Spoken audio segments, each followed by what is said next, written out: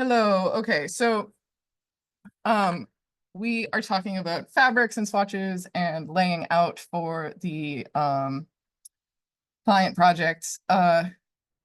We have a bunch of garments here already, and as a quick review, you can add, I have copied and pasted these garments in. Also, I always work on the layout workspace and not on the essentials workspace. So I have my properties pane at the top. I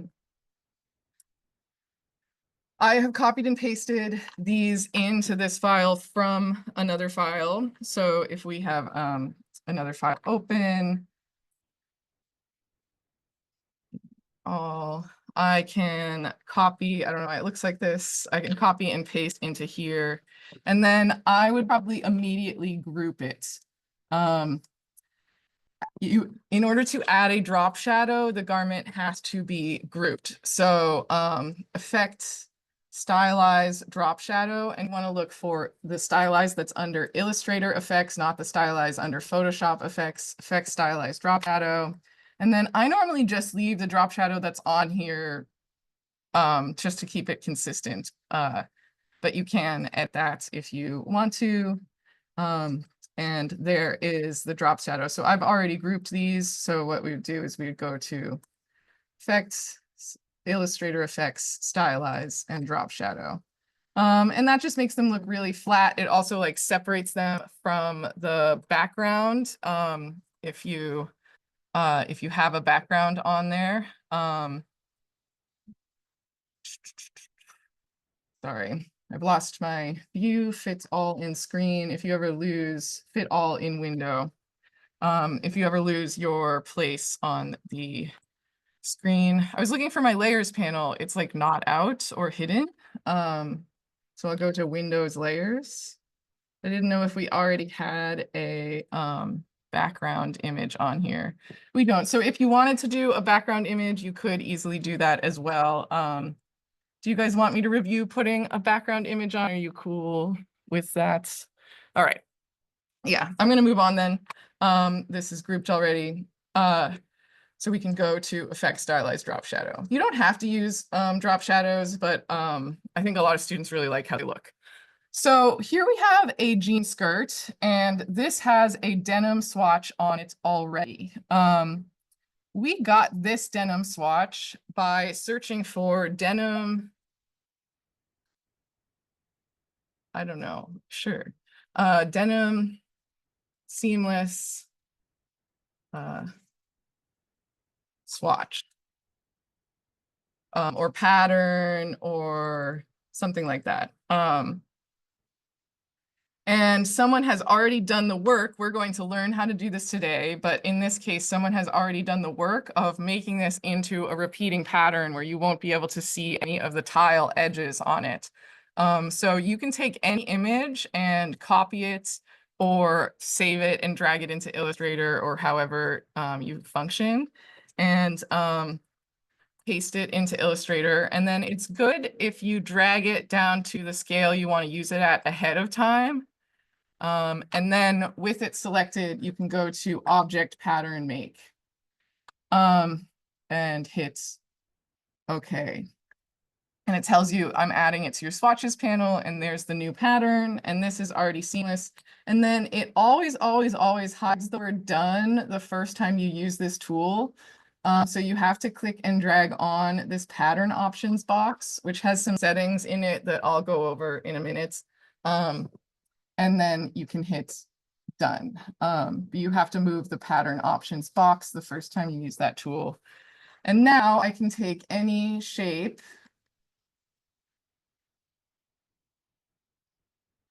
and I can fill it with that swatch.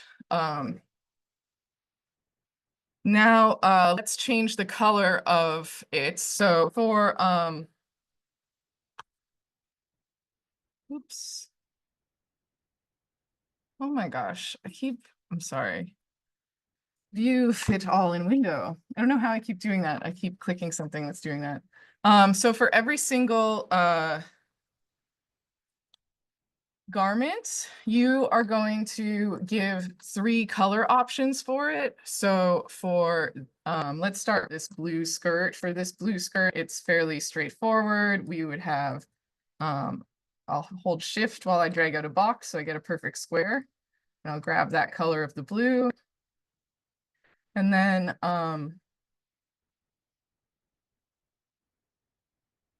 we can drag out 2 other ones and try to get them evenly spaced.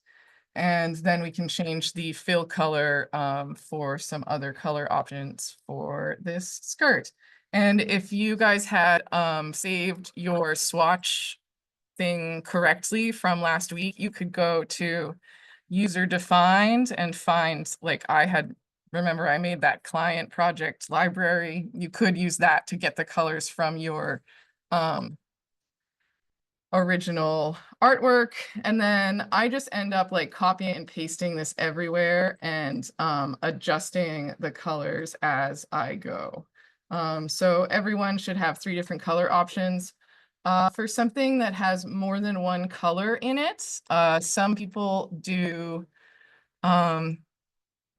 like a second row of squares. Maybe they make it a little bit smaller and spread out the squares. Or sometimes I have also seen students make like a triangle that fits into the square, and then you can fill that triangle with the subcolor.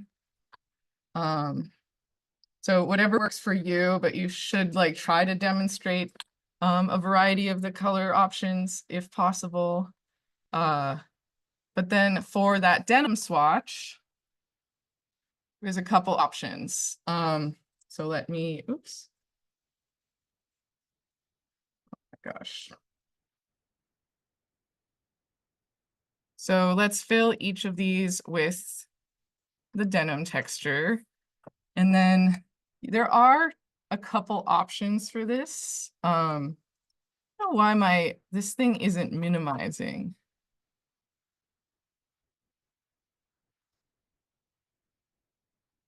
I don't know, because I can't see my bottom tools right now. But I guess that's it, I'm functioning. So for the ones we want to change colors, like I said, there's a couple ways to do this, but we can grab a second square and fill it with the new color that you want the jean texture to be. And then we're going to overlap these and put them right on top.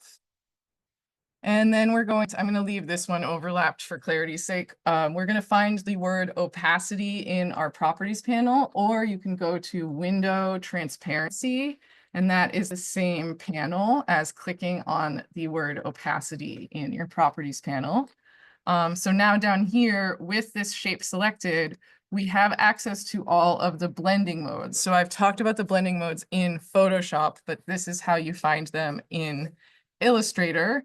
And we can change this to something like color. You can experiment and see which one is best, but color is normally good for a denim texture. Multiply will make it darker. And color burn will also make it darker. So normally like multiply or color. So same thing for this one, you can choose color, and there you go.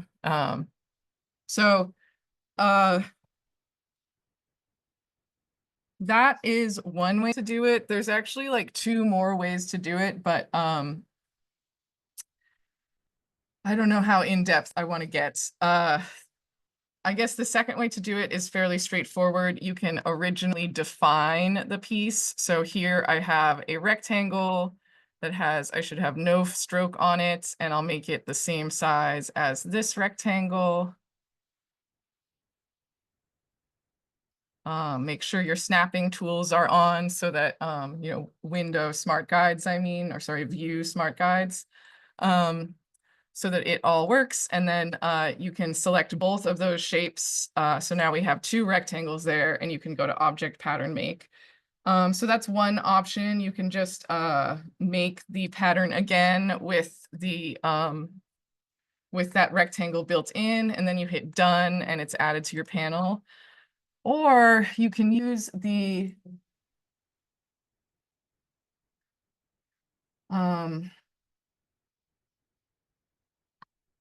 appearance panel. Sorry, I couldn't remember the name of the panel. So I went to Windows Appearance and I found this panel.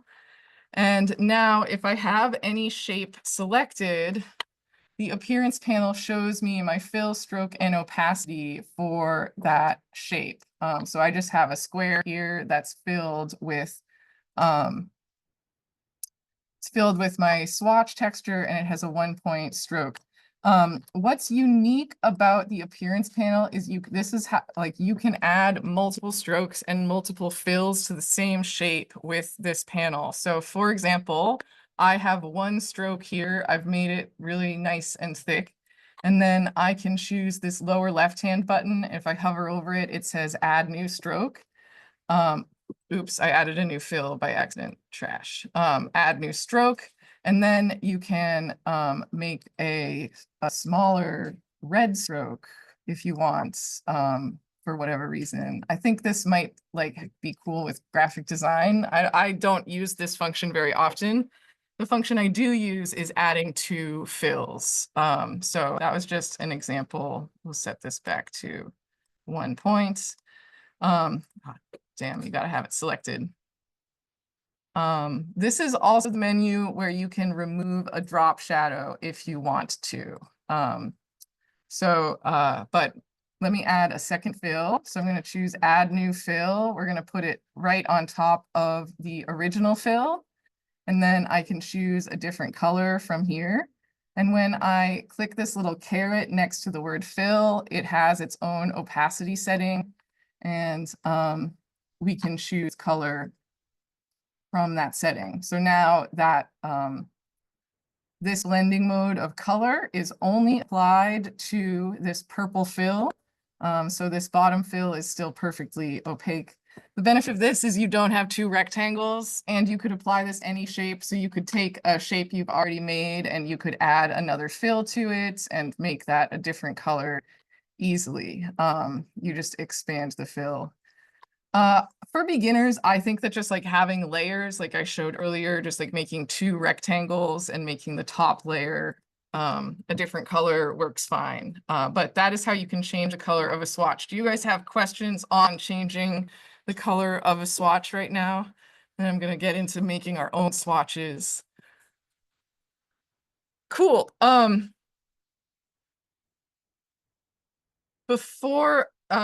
Yeah, so I guess I have heard a couple of you mention that you might want to be making repeating patterns with vectors. And I should say that you can do that as well. So if you have, just really quick before I move to Photoshop, if you have any sort of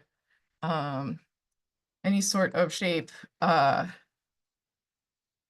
and you want to make it into a repeating pattern, we can select this shape.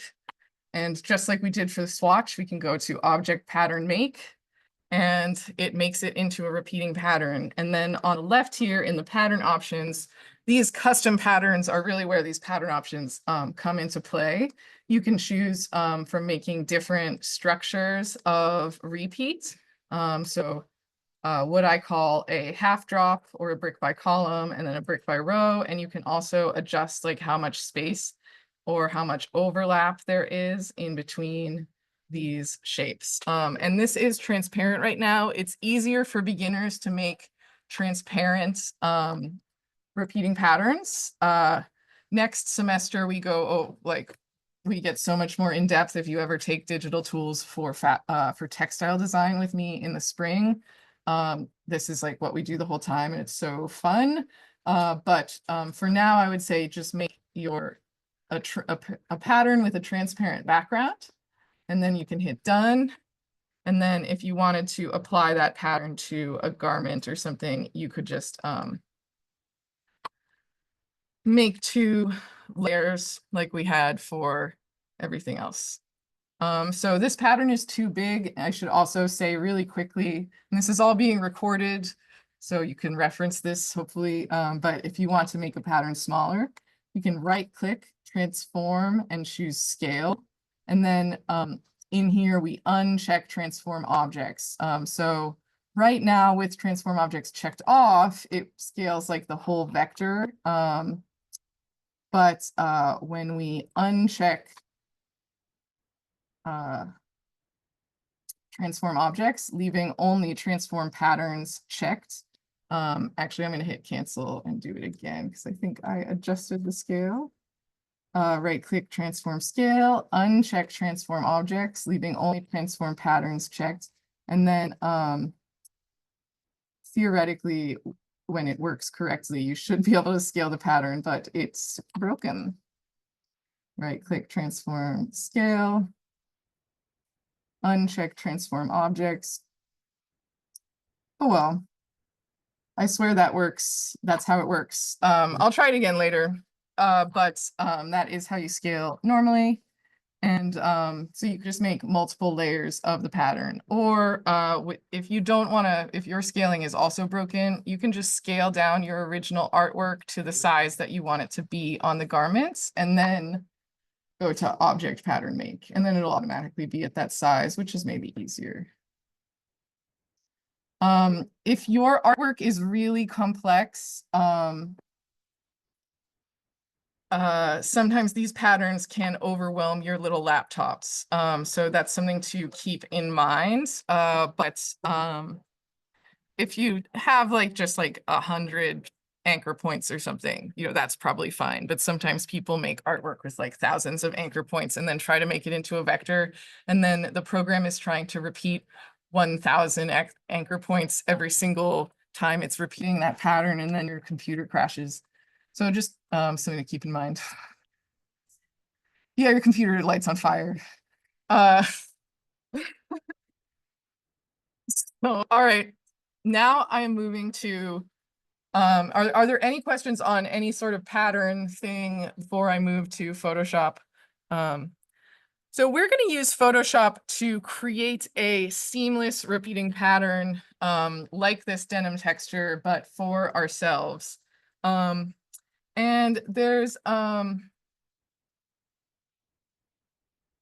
when you are looking for a fabric swatch to make a pattern out of, you want to be looking for something that's very evenly lit all the way across the pattern. So you want to look for something like this is really good. There's no shadows on this, where something like this with a lot of shadows is more complicated to make a seamless pattern out of. We could crop this down to be like just this upper left-hand section, which is pretty easily lit. So you can get around it sometimes, but most of the time you do want something that's like nice and clean. But I have learned a lesson, which is that if I choose something really nice and clean for my example up here, that you guys can't see what I'm doing because it will like already look almost seamless. So I am going to choose something with a couple shadows on it so that it'll be clear how this process works. So I'm going to try this. I'm going to right click and choose copy. And as an example, if I just pasted this into Illustrator and cropped it down,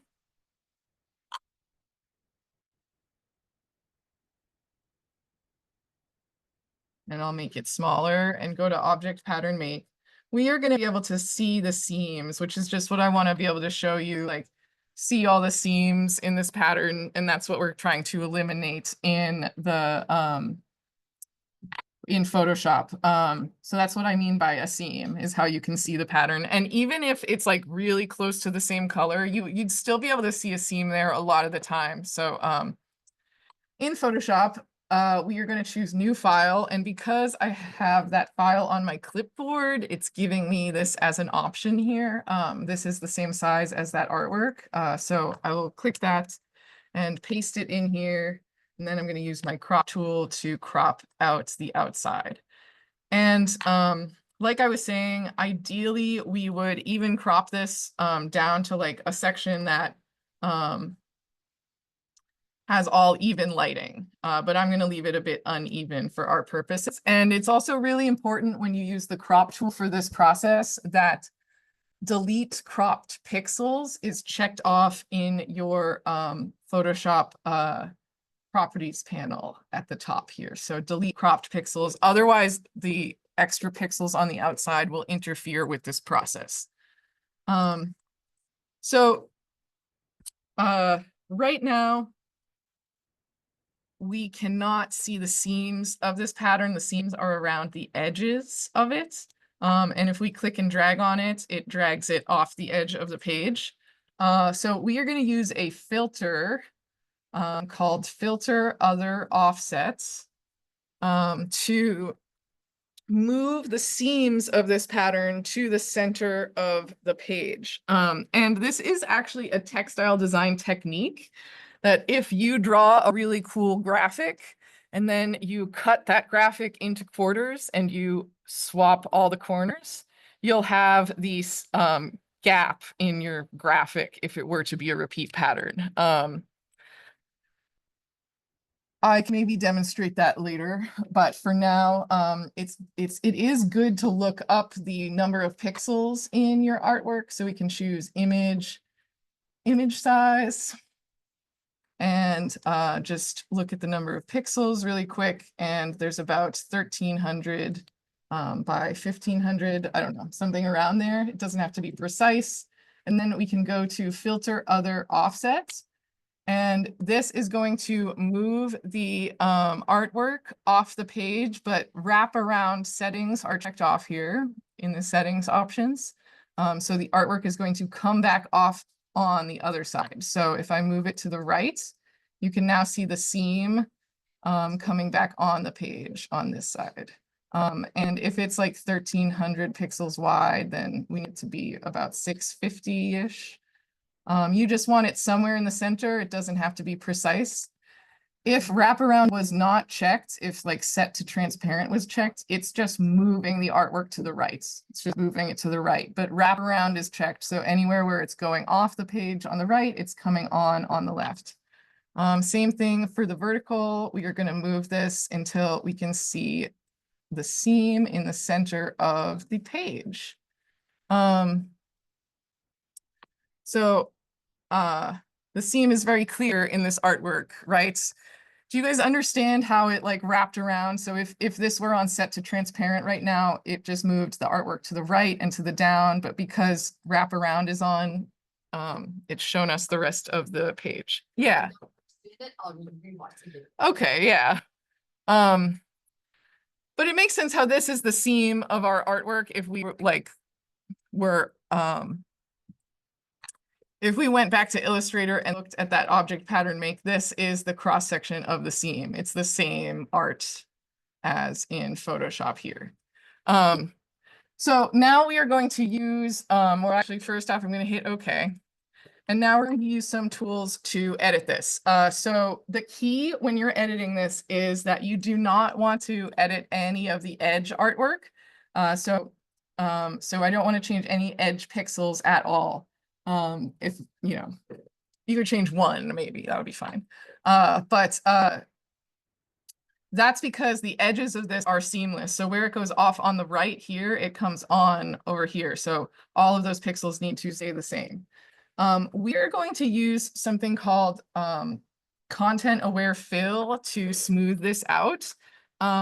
This is a bit of an artistic process, but content aware fill like looks at all the texture on the page and attempts to make something that is that texture. And what it was originally designed for is if you have a model on a backdrop, I'm screaming into Google, all caps all the time, like this, and you want to, oh God, not that one though. And if you want to like remove the background and put her just on a seamless backdrop, that one has a watermark. It really doesn't matter too much, but well, this one is interesting because it's such a textured background, but it's definitely like an AI generated image. We'll work with it.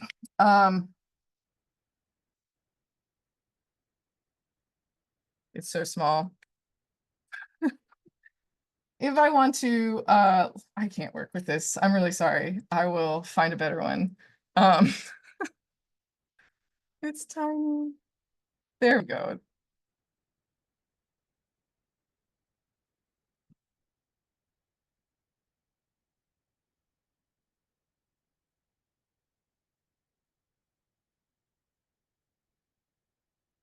Bam. If we select all the area that we want to make invisible, so I'm going to use my polygon lasso tool and just like really roughly select out the background. So I'm going to hold shift and then select the rest of it. Gosh. And top and back. And if I tried to fill this area in with my brush, trying to match the gradient of the backdrop will would be really annoying. So instead, we can go to Edit, Content Aware Fill. And this brings up this menu nowadays. There's a couple ways to do this. And I like hit select inverse somehow. So it's removing her, so it's a little scary. I'm gonna hit cancel, and I don't know how I did select inverse, but let's try it now. So I did Command Shift I. So edit, content aware fill, and why?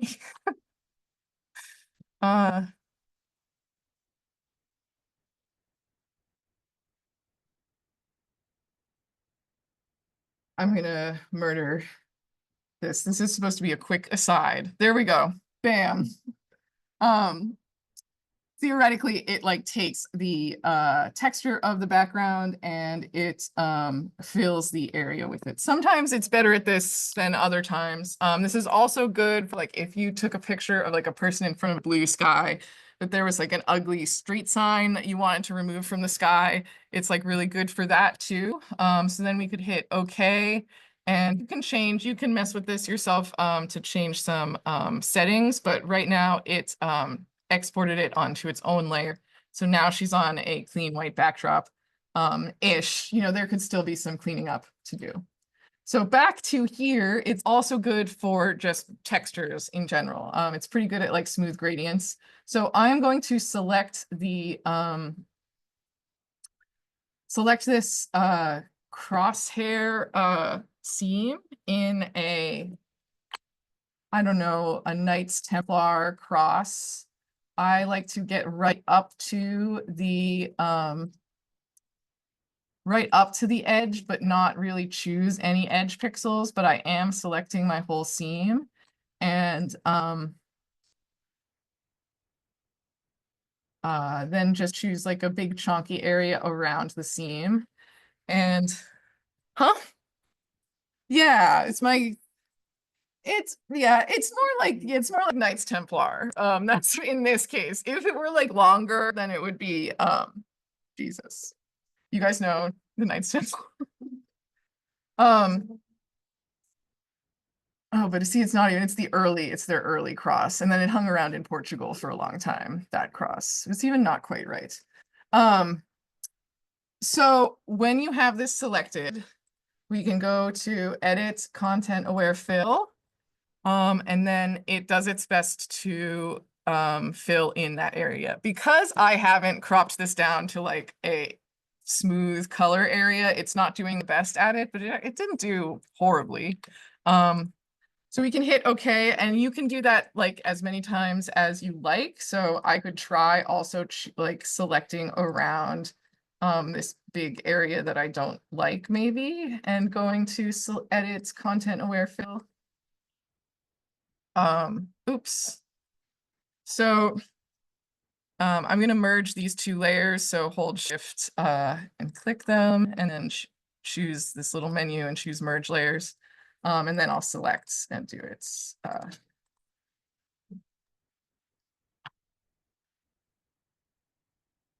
edit content aware fill. So it is using like AI to do this, but this tool has been around since I was in college. So this isn't new technology. by any means. So that actually does look a little better. And I'm actually going to change the output to the current layer. So it'll just merge with the current layer. Other tools I can use when I'm doing this process are the clone stamp tool. Have you guys ever used the clone stamp tool? Let me demonstrate it on this woman. Oh, she's barefoot. Dog's out. To protect the backdrop, probably. A lot of times you're not supposed to wear shoes on them if it's in a school or whatever. But anyway, I'm defending her dogs being out. The clone stamp tool, it's not the pattern stamp tool. I'm not actually super familiar with that tool. The clone stamp tool can take pixels from one area of the artwork and place them on another area. So let me merge these layers really quick. And if I just try to draw with this tool, it gives me an error message and it says option click to find a source point. So if I option click on her arm, for example, I can then choose a new area of the artwork and I can start drawing, and it's copying from that area I source picked from. So this is really good for like blemishes. Like if she had a big zit, we could choose from a nice area of her skin and then we could, cover up. She doesn't have a zit. We could just try to eliminate like an eyeball. So in this case, I'm just keep source clicking at the point where I want it to keep copying from. So it's really good for that type of thing. But then for our purposes, we can source click on one section of the artwork. So if I want to copy pixels from over here, I am option clicking on that section. And then when I draw over here, it's copying from that section of the artwork. So that is also a really good tool for this process. And I like to make my brush for that like really big and soft. So hardness all the way down and like kind of a big brush. And that like softens the edge a bit between them. Between like what you're drawing and the background, I mean. All right, so this is going to be a bit splotchy, but let's see how it looks. Are there any other tools? Oh, the clone, the spot healing brush tool actually works pretty well as well. It's kind of like a quick version of the content aware fill tool. So with the spot healing tool, I'll make it a bit bigger. And then I can draw over an area I don't like, and it will try to heal that area. So that's really good for blemishes too. It's just one click on a blemish. But then here it's helping. It's just like the content aware fill tool basically, but it's automated into a brush. So that's kind of a more new tool. And now, we could save this as a JPEG and bring it into Illustrator and use Illustrator to preview the pattern. But you can preview patterns in Photoshop, and I guess I should talk about that briefly. So if we find the patterns panel in Photoshop, this has only been added in like the past 5 years. I'm like always telling you like the history of Photoshop, like you guys care. The pattern, you can choose plus here and then choose pattern, or if you just name it if you want and hit OK, and then it adds a pattern there. Then I don't recommend you use that pattern on this page because it just doesn't look like much. It just gets confusing, I think, because you just want to preserve this as like your original single tile. So instead we are going to go to File, New, and I'm just going to make a random, like pretty large size document. So I'll make a tabloid and choose Create, and then I'm going to drag this in there. And you can instantly see the pattern. And if we, so it has made a new type of layer that is a pattern fill layer. And if you double click on the thumbnail for a pattern fill layer, you can adjust the scale. So if yours was like too big to be seen, if it filled up the whole page. So for choosing something that was like a splotchy, not even artwork, that worked pretty well, I think. But we could continue to manipulate it. But do you guys have questions on this process? Do you want me to do it again one more time with another swatch? No. Okay. We can, yeah, if you guys want to experiment with it during work time. You know, I think this is really great that I've gone over this, you know, complimenting myself I meant like as for the people for the people who do want to for the people who do want to make their custom swatches and want to challenge themselves to that. But I think for most people, if you just want a denim, we just need to know those keywords of like seamless texture. So we could search for linen seamless texture.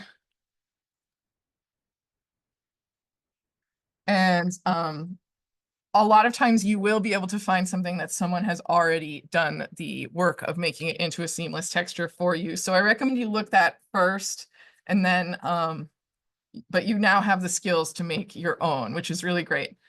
So let's get this back to Illustrator for just to finish up that process. So File, Export, Export As, and JPEG.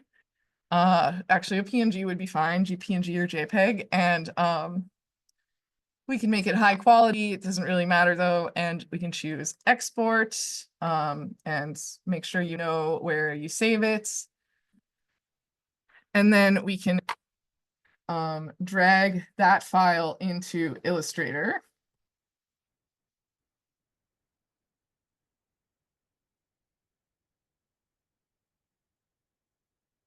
There we go. And it's good to scale it down to the size you want it to be at on the garment before you define it as a pattern.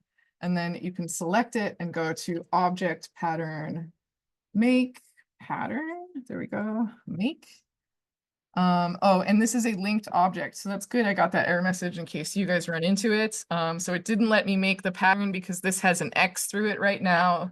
Any image that has an X through it is a linked object. This does not have an X through it when I select it, so it is embedded. So we can embed this by clicking Embed in our Properties panel. And then we can select it and go to Object, Pattern, Make. And here is our seamless texture. And then we can hit done and we could fill with our texture.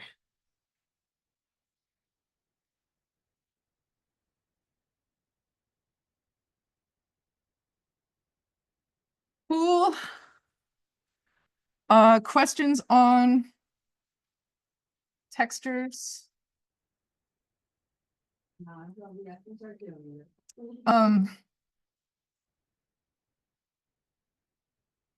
Okay, so I want to talk about, we talked about gradients last week, and I want to review that really quick and then talk about gradient meshes, which is a little bit different.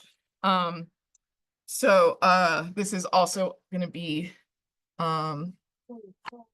What's the? oh, and we should also talk about the symbol library. Sorry, yes. Short, texture onto a.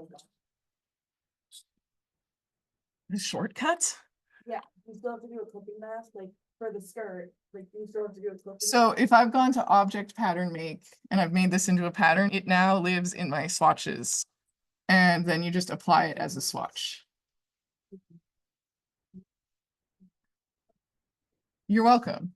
Other questions? Yeah, that is a good question because we, I feel like we talked more about clipping masks at the beginning because I think finding, I don't know, they both work. They're good for different things. Other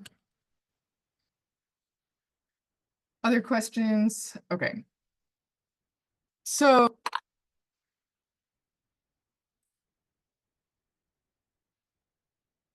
let's make a new document for this next part of the lecture. And I'm actually going to find a fashion croquis.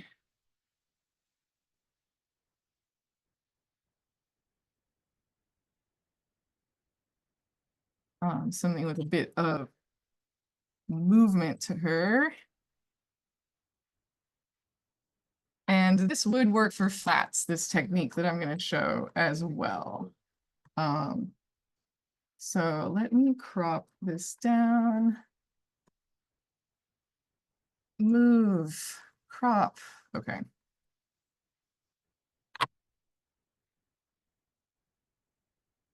And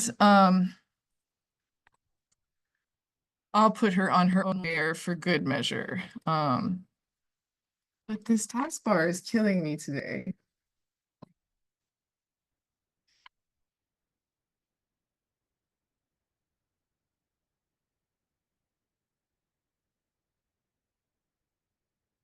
Okay, so we last week talked about the gradient tool and gradients in general. So I like to start a gradient by using the gradient panel. So we can find the gradient panel and then apply one of the 3 gradient types to it. So linear from or radial or freeform.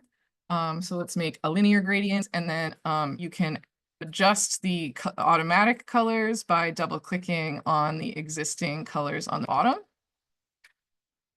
And I guess let's make a gold. That's like my general demo. So we'll choose a couple gold-ish colors. They don't have to be exactly the same. And then if I want to add a color, I hover over the bottom of this somewhere around where those circles can exist. And you can click and add a new color. So we can add a sheen there. And I can add like a darker color as well, and we can adjust those and make them smaller. And I like to get my gradient kind of set up correctly on the gradient panel, and then you can adjust with the gradient tool. But I feel like I end up making mistakes with the gradient tool a lot of times, because if you click and drag with it by accident, it'll just move your gradients to where you click and drag. So I find that's to be alarming.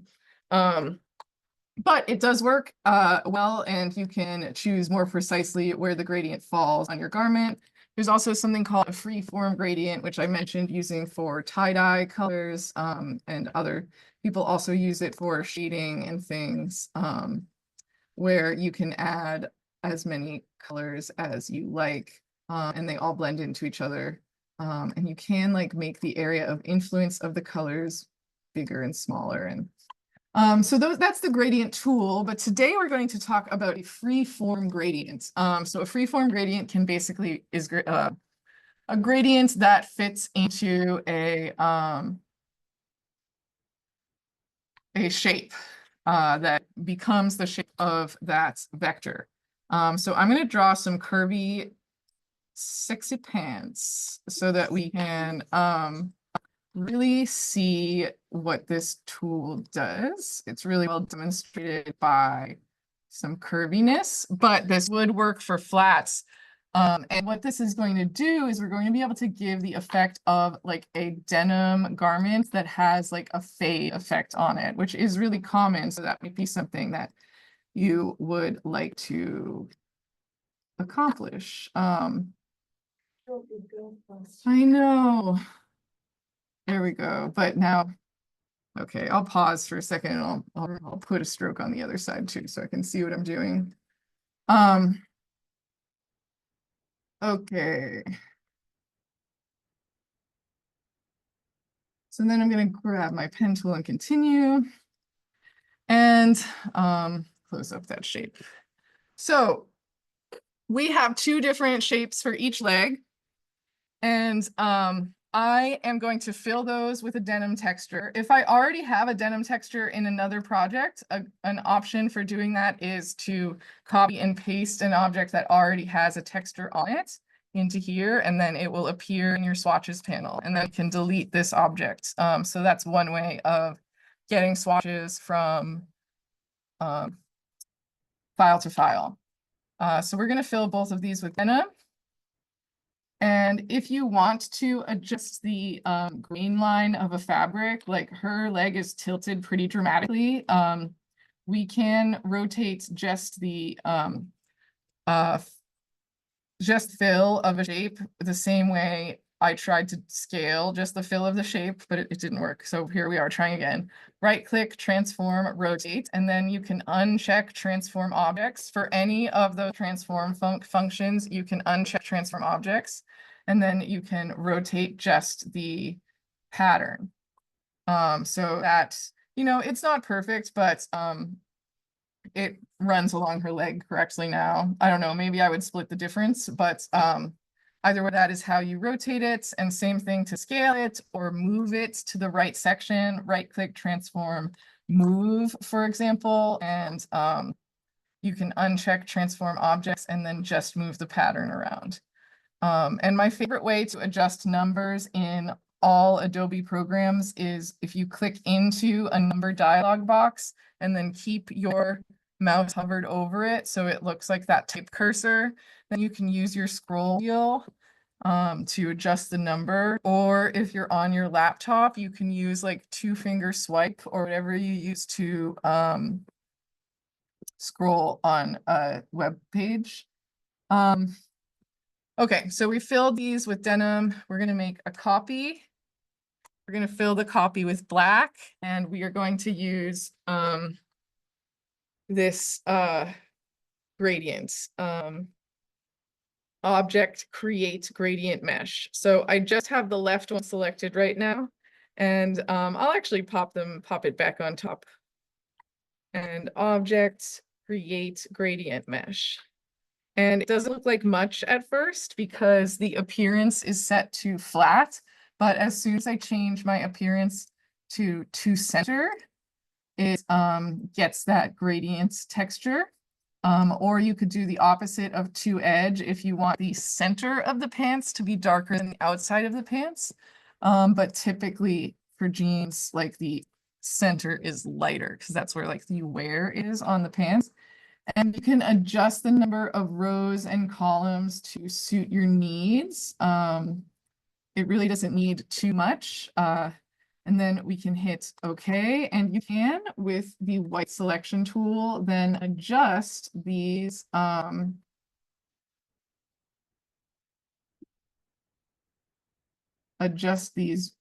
sections of the these lines on the gradient to get it to look the way that you want. It's a little tedious and it's not, I don't always find it to be the easiest thing to adjust, but it is possible that you can adjust those if you don't think the gradient looks right.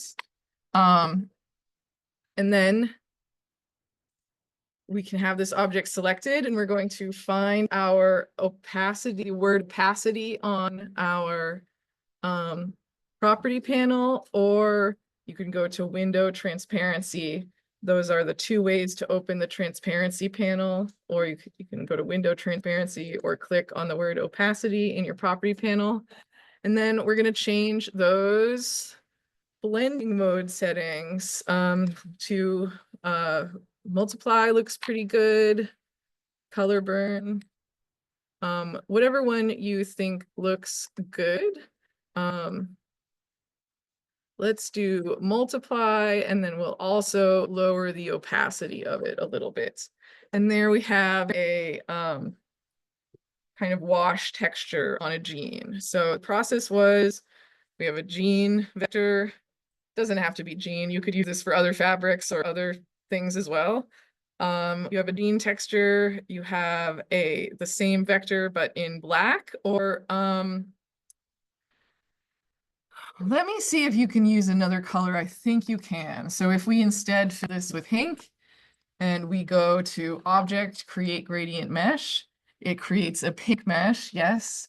And you can adjust the number of columns and rows you want to suit your needs. And you can hit OK. You could make any adjustments, and then This really should not overlap, actually. I made that overlap, but that will be visible because of the transparency settings we're using. So I will attempt to curve that so it doesn't, so it matches. There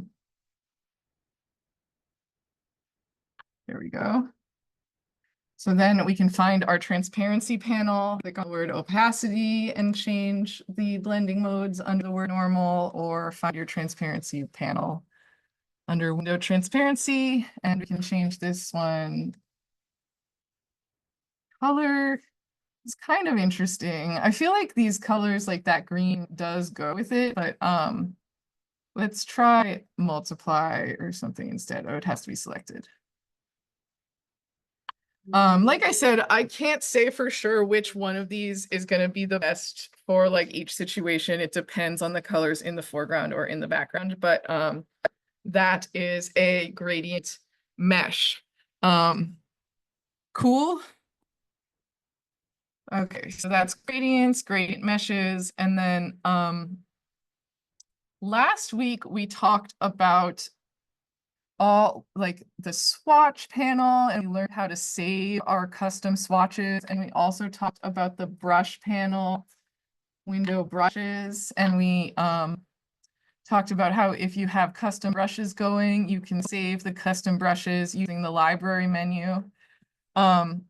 Today I want to address that you can do that with vectors as well using the symbol library. All of this is more concisely explained, I think, in this video, creating symbol objects that automatically update in Adobe Illustrator. So there's that video, but I will just touch on it now. Let's say I have a button or something that I am using over and over again in my collection. I can save it as a symbol in the symbol library. So I will draw a little button. This is how I draw a button. I give my little line around cap, and then I right click, transform, reflect, and I copy it. So now we have a little X. So there's my little button, and I can choose new symbol in the symbol library, and a dynamic symbol is good, and we can hit OK, and it adds it as a symbol. So we can do that for any shape. If I have a t-shirt or whatnot, we can add any of those vectors as well to this library. So you could build a library of basic flat templates that are well drawn, not like this one.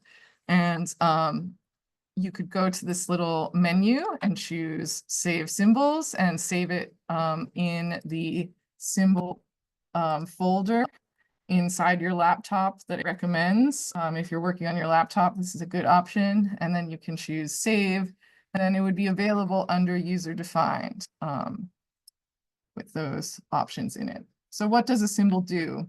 Symbol,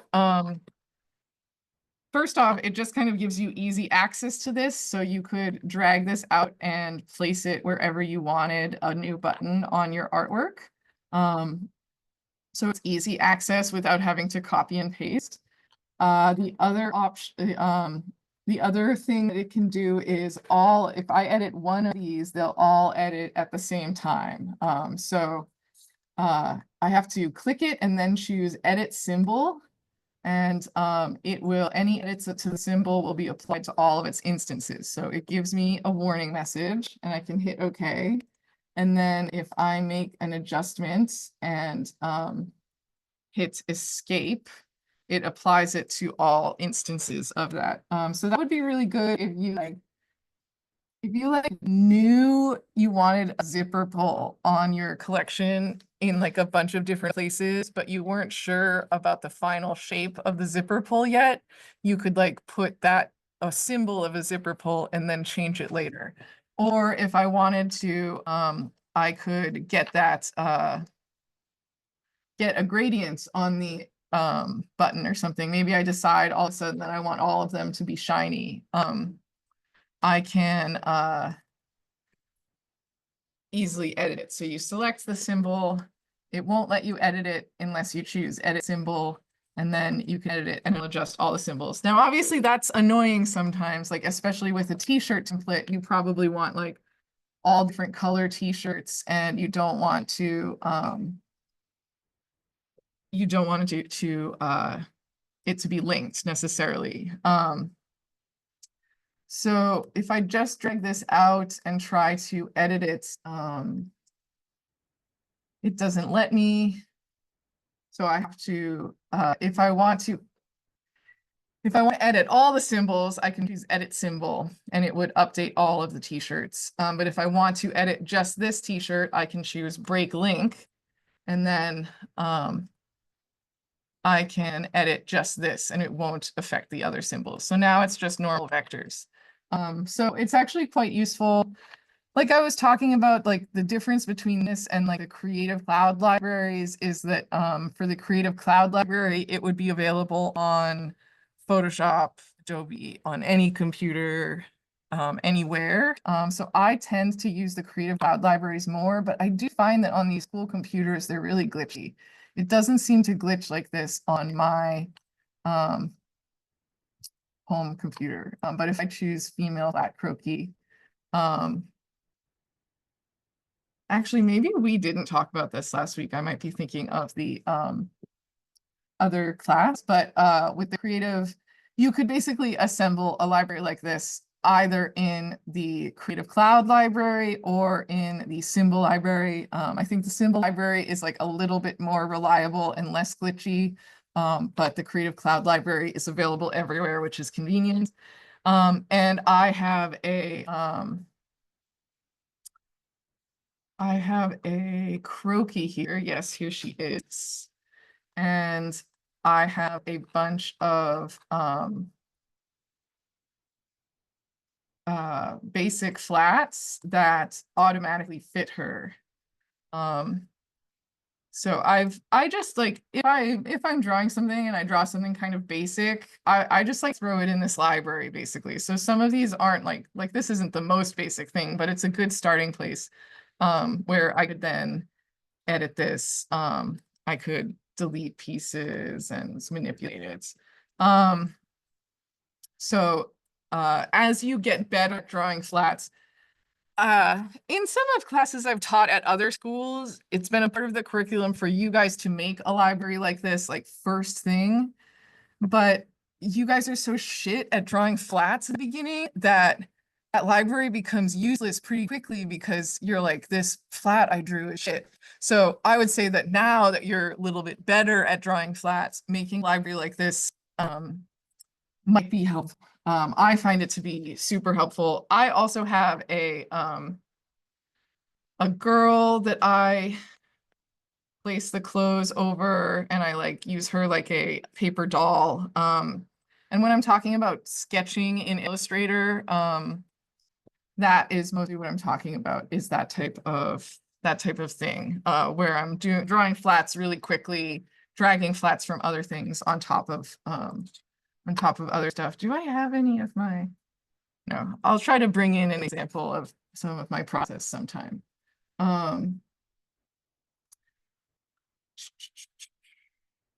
Yeah, all of these are just schoolwork though. So that is the symbol library. And it works similarly to all of the libraries we went over last class, where you save them using this little library menu and you can choose save symbols. And if you save it in the recommended folder, it will always be available for there until you uninstall Illustrator, or I don't know. There's always risk that you lose files, but okay. Question. Yes. Like not really related. That's fine. So like, I know that the inside of the garment is supposed to be like the 50% gray. Yes. How would you suggest like if I was to do a jacket with like a special lining on the inside, like how would we go about showing that since we're not supposed to show it? You can, let me see if I can find an example. A lot of students will make the inside like this, like a lighter, or sorry, a darker color of a texture. So like if you had a pattern, you could just like put a semi-transparent gray block over it or something to tone it down. And so a lot of students do that even with solid colors. They'll, instead of 50% gray, they do a darker color of the fabric color. So that is an option, and it does look nice. Yeah, like this one as well. Like it's just a darker color of the fabric color. Same with that one. And then let's see. For a jacket, I would wonder if we could have like part of it flipped open to show you the to show you the lining. Like this, but in a flat or something, or just on one half. Yeah, like that. This is really nice. It's showing it in a bunch of different ways. But you don't have to do it on, or like this, showing the placket folded it over. You could do something like that where you're just showing a bit of it somewhere if you want. Cool. Other questions? Okay, so yeah, you know your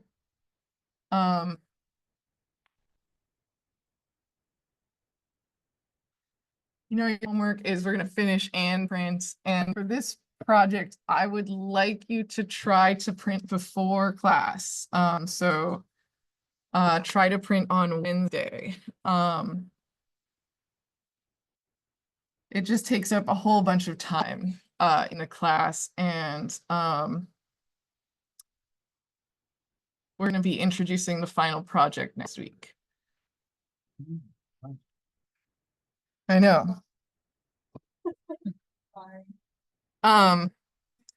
Yeah, so we work on the final project until the end of the class.